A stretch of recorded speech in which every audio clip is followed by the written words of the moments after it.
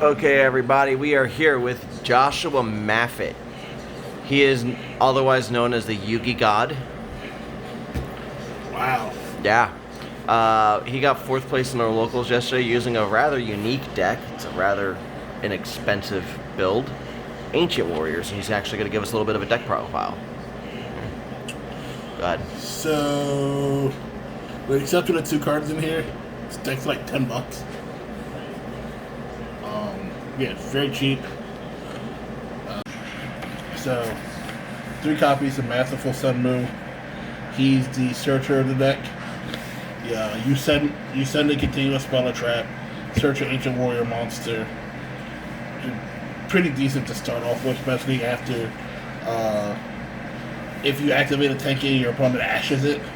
You're like, cool, you summon him, send the Tenki off, still get a Beast Warrior. Can't complain. Okay. His other effect is if you control an ancient warrior, of another ancient warrior monster you control battles, return 1 card on the field to its owner's hand. And if I remember correctly, it doesn't target. So he's a level 4 out to Dragoon. Level 4 out to Dragoon. Nice. Is he the most expensive card in the set, or? No, sorry. It does target, so he can't out Dragoon. Okay. No, he's not the most expensive. He's only like 85 cents. That's not bad. This is the most expensive card in the deck. 2 Virtuous Luzion. I'm going to butcher their names. It's okay. Just as a warning. Okay. Like Sun Moon, he too searches if your opponent has more monsters than you. Mm-hmm. And then he also has the effect of when an ancient warrior monster you control battles, you draw a card. Gotcha. These 2 also have a 3rd ability. If you control this and another ancient warrior monster, they can't be targeted for attacks. So if you have them both on the field, so you send you some steroids. Or Mortronic Magnon, like any of those degenerate locks. Gotcha.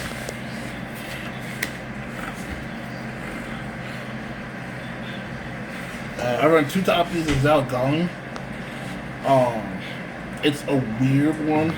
The most people are just going to be like, why? So, he searches the spells and traps from the deck by sending spells and traps to the deck. So again, if your Tenki gets asked or something, after like if they let Sun Moon resolve and search one, then you can use him, send the Tenki off, and then get like any of the spells and traps that you need. Gotcha. Plus he's 1600 and 1600 on both sides, which isn't bad. 1 copy of Zegi Kong. I had somebody tell me the name of this one. This is the extender of the deck. So if he's added to your hand by an ancient warrior card, you can special summon him from your hand. Okay. And he's a quick effect. During either player's turn, if a spell or trap activates, send a continuous spell trap you control, negate the activation. If a monster effect activates, send a continuous spell or trap, negate the activation. Gotcha. Plus he has 2,000 defense. So like he's the one, like if you're going first, you search him off a Sun Moon, you special him with his effect.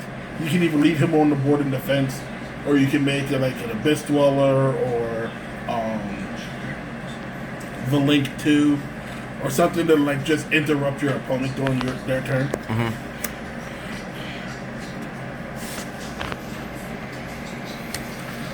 Eccentric Li Jing.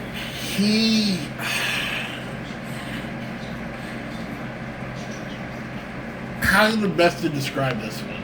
He's not the greatest of them, but because he's a water and he's 2,000 defense, he's really good for Abyss Dweller. Yeah. But that's pretty much like his purpose is. If you can get him on the board, he's like, hey, use me for Abyss Dweller. Gotcha. I don't need anything else.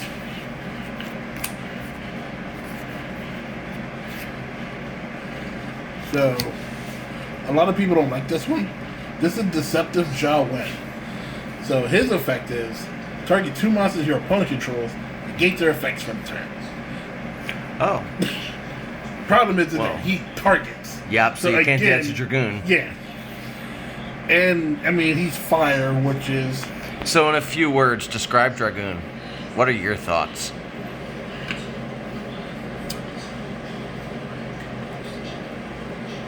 It's an unnecessary evil. Gotcha.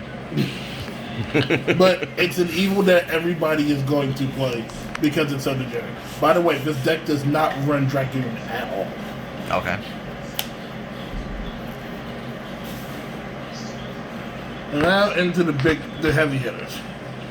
Best, to me personally, the best monster in the deck. Fearsome Zhang Yong. That's the one that specials out from the hand during battle, right? Yeah, he specials himself during the damage step. So, when the Ancient Warrior monster you control battles, during damage calculation, you special him out from your hand, your opponent's monster loses 1,000 attack. Okay. Other Ancient Warrior monsters you control can't be destroyed by battle. And if a monster your opponent controls is destroyed by battle by an Ancient Warrior monster, target one card they control and destroy it. Plus he's a 6, so there's Naruto, or you can't go to Naruto, but you can go to like Photon's Balancer and stuff like that. Gotcha. Now yesterday you said your 2 wins, 2 of your wins were what, dinos? Yeah, 2 of my wins were versus dinosaurs. One was a Mystic Mind dinosaur deck. Gotcha. Weird. First 3 turns he just sat on like, okay. Next up, Ancient Warrior Pankratops.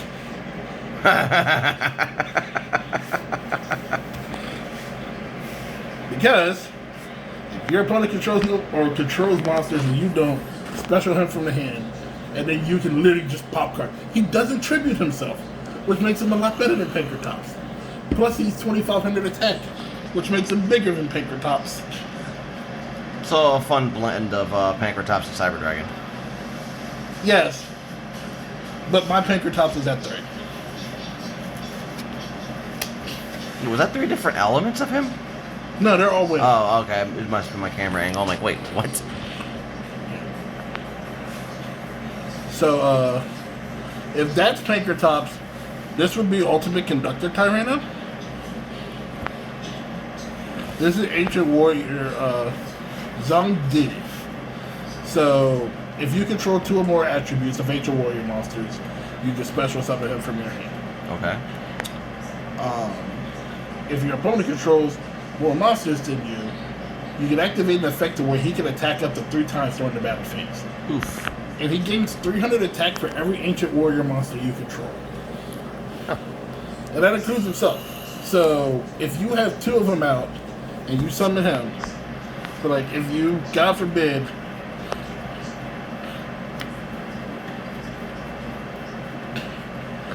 you have that on the board,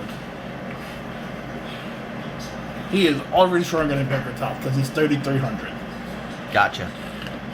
And he can't be destroyed by battle. And this one can't be targeted for attacks.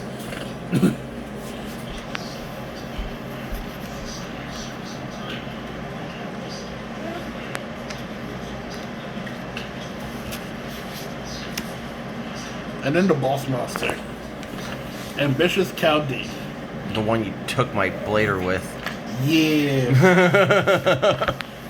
AKA, he's the true Dragoon now. He's like half Toad. He's Toad, Thousand Eye Restrict.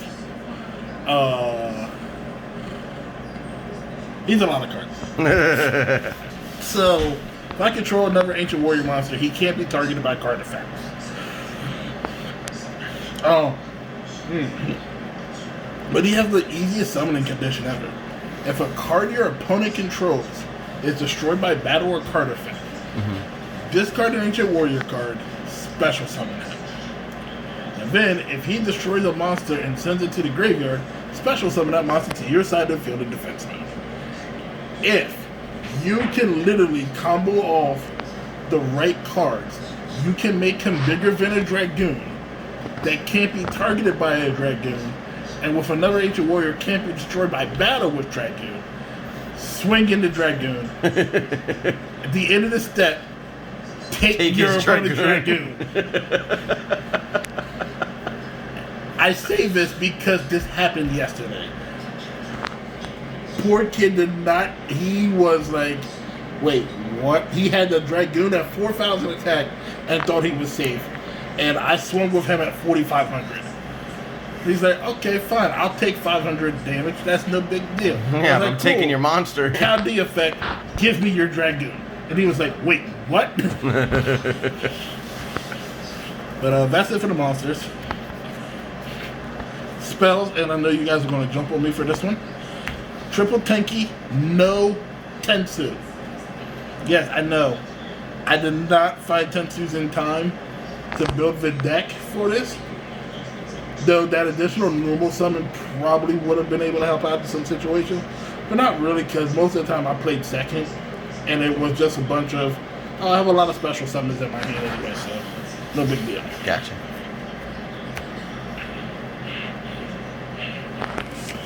Triple copies, 3 visits. Fuck that card. So technically it's 6 Tenkies. So this is literally when you normal summon one, search one of a different attribute. This doesn't have a level restriction, it just has to be a different attribute. Mm-hmm. And then, what the hell is the second effect of this one?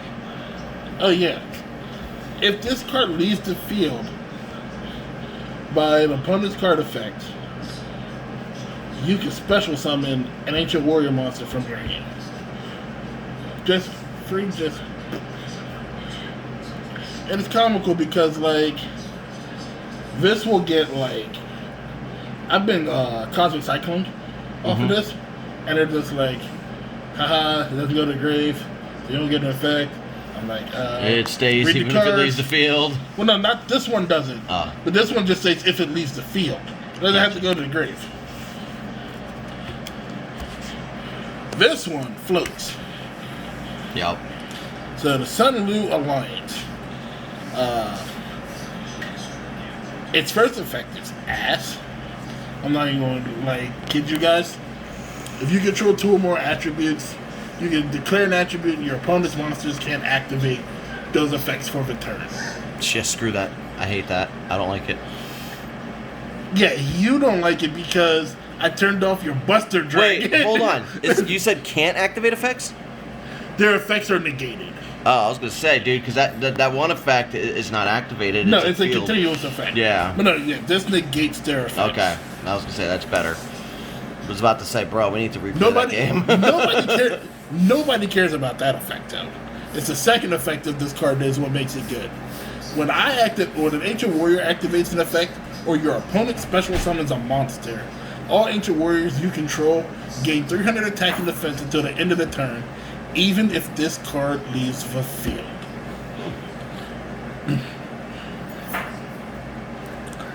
So, like, they go to Ogre it, and it's just like, nope, it still gets its effect. And people get upset because continuous cards aren't supposed to.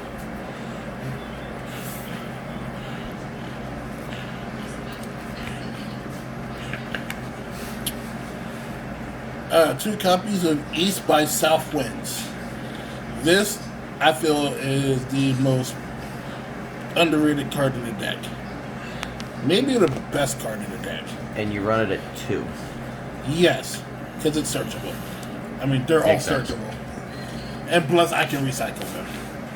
So, this card, what it allows you to do is, during each standby phase, it gains a counter. During the second standby phase, this card gets destroyed. During your main phase, you can toss a coin. If you call it right, nothing happens. If you call it wrong, it gains a counter.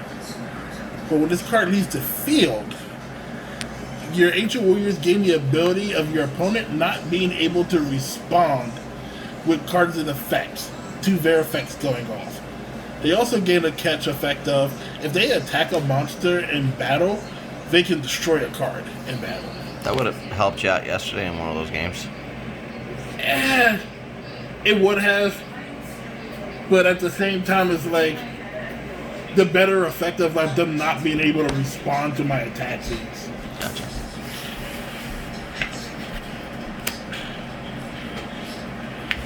Two copies of borrowing.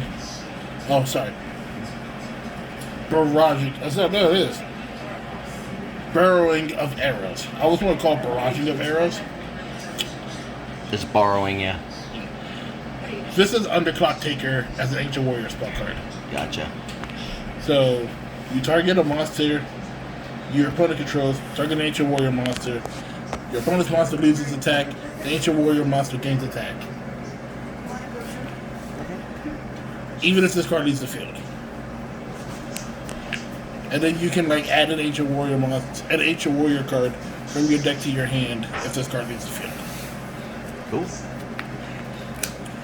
And then in my traps, this is where like the only money in the deck is.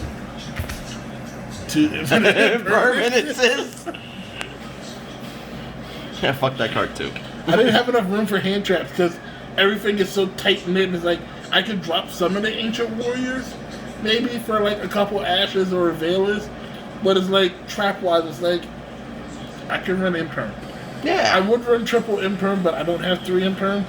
So the other trap I run is this one.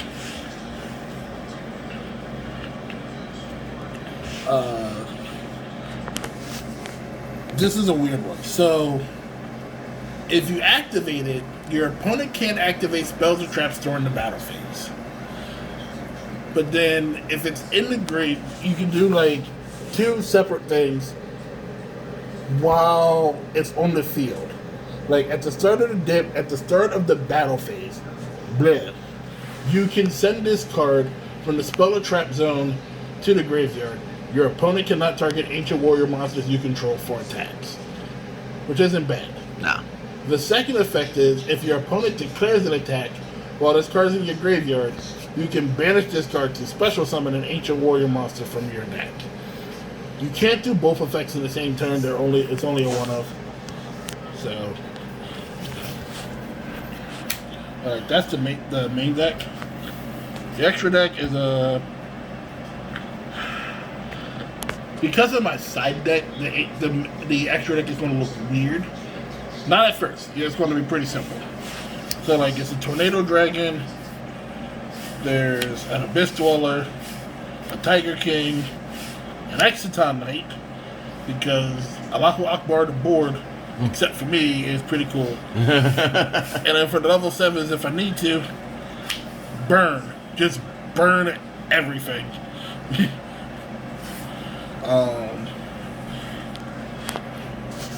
Okay, that's the XE monsters.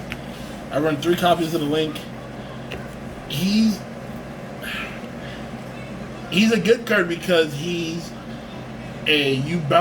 send one from your field as a cost to return one on the field. And it's a quick effect too, so he can use that effect with that one the one monster that reduces attack. Just keep bouncing it back. Yeah, you could. Well, no, you could, but his problem is that summon condition is only once per turn. Is it a hard once? Yes. Okay. Whereas this can I didn't get the chance to, but I've seen videos of like this deck versus Dragoon builds where like they'll let Verte Anaconda resolve the first part effect and send a Red Eyes Fusion, and then like at resolution uses the effect to bounce Verde Anaconda back to the extra deck. So now they have to like go through that whole process again.